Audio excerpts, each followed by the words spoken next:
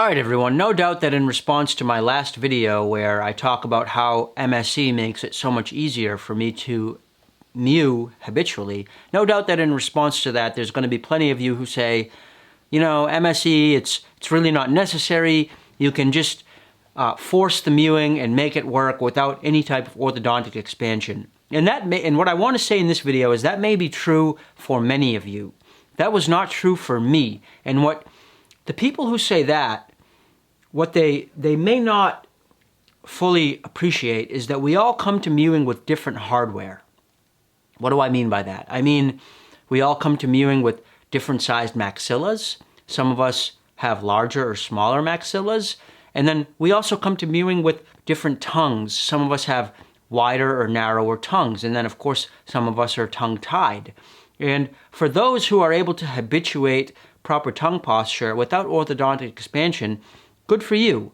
It may be a testament to your diligence. No doubt that it is. I think for anyone, mewing requires diligence, but it also may be a testament to the hardware that you're coming into this with. And some people, like I think for me, my hardware just was not suitable for habituating mewing without the assistance of orthodontic expansion. I really tried. I mean, I came into mewing when I was living at the monastery and meditating 5 to 8 hours a day.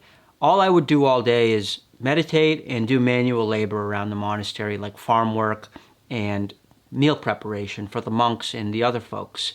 And I really dedicated myself intensely to establishing proper tongue posture at all times, especially since the Buddha himself teaches meditators to keep their tongue pressed firmly onto the roof of the mouth. This is right out of the Pali Canon. The instruction to keep the tongue pressed up on the roof of the mouth is present in the Pali Canon in at least 3 instances. So I really took this practice to heart. I'm talking back in 2014, and was pretty intense with my efforts to habituate mewing, but it just didn't happen. And I think that my mouth, my tongue, and the way they fit together just did not accommodate that. And so where I've really noticed a change in my mewing was when I had substantial increase in forward maxillary volume due to AGA, when my AGA was at maxed out at 10 millimeters. And now again with MSE, I'm at 7 or 8 millimeters of expansion with MSE, and that means the back of my maxilla is significantly wider than it was just a month and a half ago. And what I'm noticing is that extra width has gotten my upper molars out of the way of my tongue. And so now when my tongue wants to come up, it can come up without cutting itself on the cusps of my teeth. And that little change, those handful of millimeters of intermolar width that I've gained, have made a world of a difference in my ability to quickly reestablish proper tongue posture when things like social situations or other activities force me to break my vacuum mewing proper tongue posture. I can very quickly get back into it, and so it's allowed me to mew for more hours of the day, especially during the busy times of my day. I'm inching my way closer to that 24/7 mewing ideal.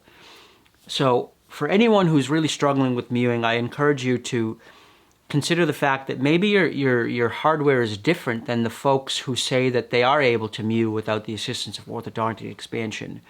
Maybe you're in a category like me where your hardware simply was not conducive to habituating mewing. I mean, if those teeth are in the way of your tongue is just never going to settle onto the roof of your mouth. So, I mean, I tried for years and it didn't happen. So it was like milking. The Buddha also has this analogy where he says that, you know, doing things improperly can be like milking the horn of a bull. If you milk the horn of a bull, nothing is going to come out of it, right? And so me habituating mewing was like trying to milk a horn. There was no milk that was ever going to emerge from there. It was kind of hopeless. It was a futile effort on my part. I tried for years, and yes, I strengthened my tongue my neck posture improved, but I was never going to get that real 24/7 mewing consistency with my maxilla as narrow as it was. Since I expanded with MSE, it's been like actually milking the teat now. There's actually milk flowing out. As I put in effort, I'm getting results.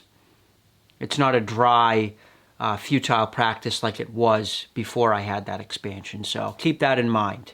Be honest with yourself about the hardware you've got and be open to using the tools that are available to you in 2019 to give yourself an advantage in being able to actually establish proper tongue posture in the first place. That's it for now. Peace out.